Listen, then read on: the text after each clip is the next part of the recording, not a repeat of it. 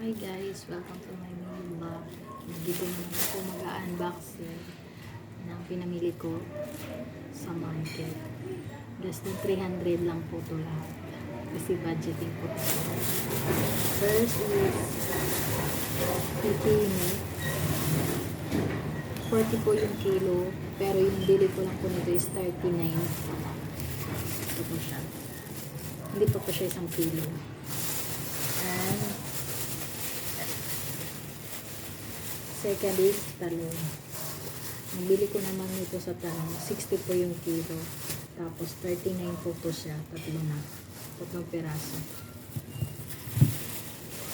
And kamatis na maliliit. 10 pesos naman yung bili ko nito. Kasi nakaano po siya. Nakalagay siya sa isang lagayan na worth na 10 pesos lang. Second, another one.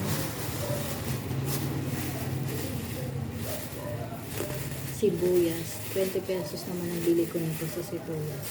Kasi 1/4 eh.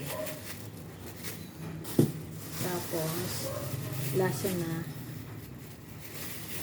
20 din. 4 na piraso. And the last one is kamote. Ay! Sorry. Yun lang. Thank you. Bye-bye.